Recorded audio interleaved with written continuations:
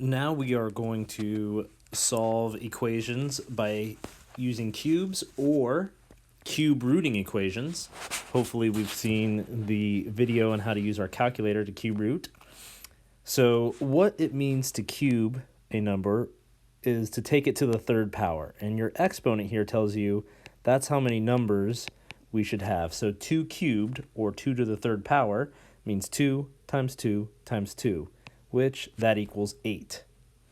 Now, here we have the quantity -2 cubed, which is -2 times -2 times -2. And unlike when you square a negative number, you always get a positive answer.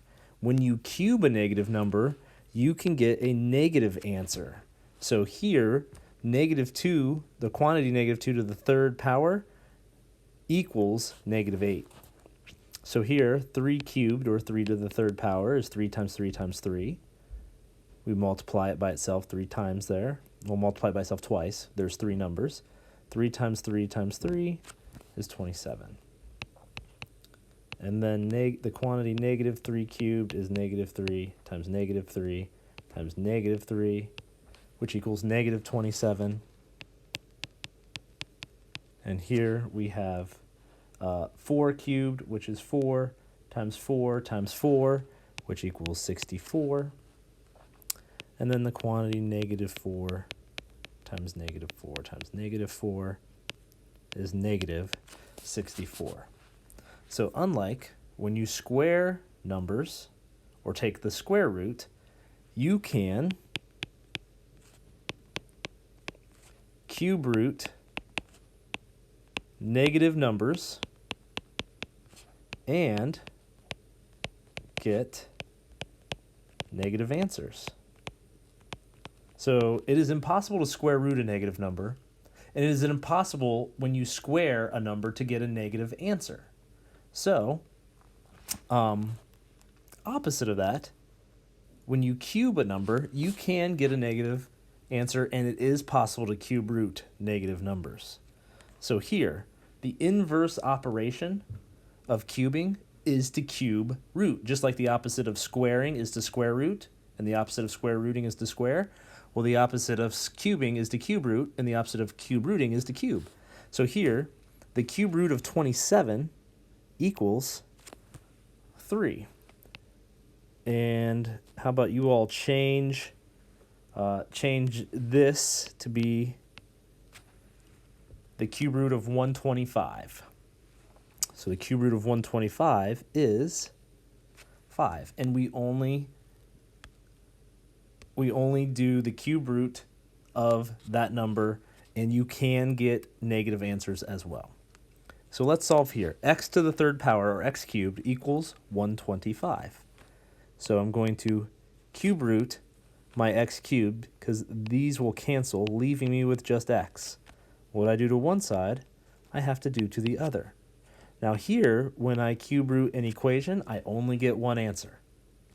Okay? Because when I cube a number, if it's a negative number, I will get a negative answer. So let's go on and solve these. What number to the third power equals 8? Well, to solve, cube root each side. The cube root of x cubed is x. The cube root of 8 is 2. And here, like we've done before, the cube root of x cubed is x. What you do to one side, we do to the other. We have to make it balanced and even. And I'm cube rooting a negative number, so I'm going to get a negative answer. Cube root of -27 is -3. Cube root each side. Cube root of 64 is 4.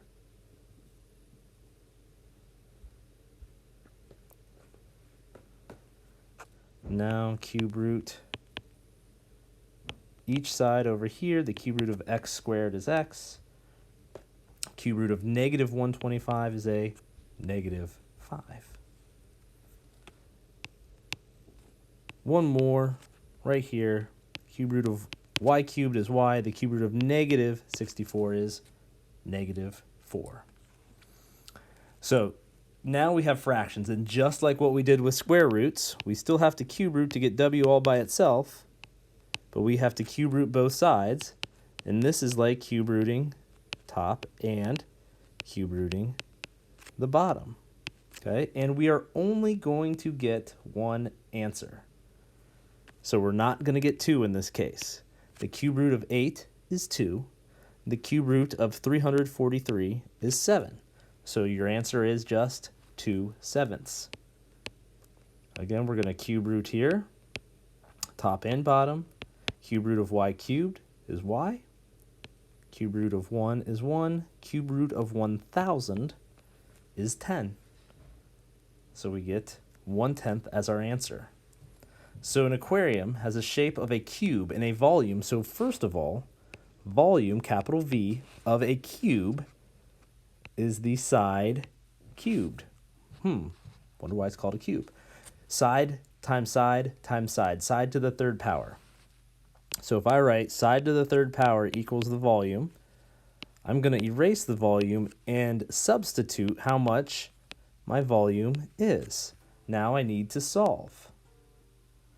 So in order to solve, I'm going to cube root each side. I get S equals a really long, so it wants a really long decimal. It wants the exact number. So when I get a decimal, the exact number is going to be this. Here we need to approximate because we're going to get a decimal.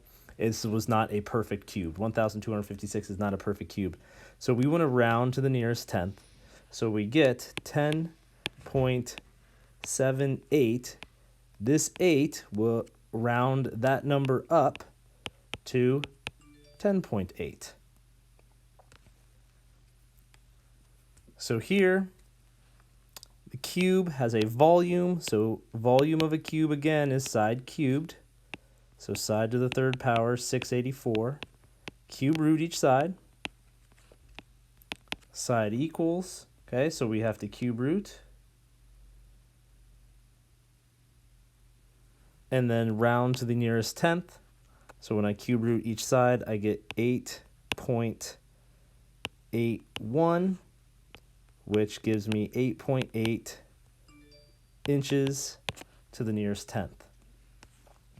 Okay, now we have the cube root and we want to solve. We want the inverse operation of cube rooting, which means to cube. So the cube root of x to the third power is just x. What you do to one side, you do to the other. So here my answer is 64. Again, we have to cube root to get x by itself because that's the inverse operation of cube rooting is to cube. We cube, or to the third power of the left side, we get, and the right side, we get 343. Now, same thing. This entire side is being cube rooted.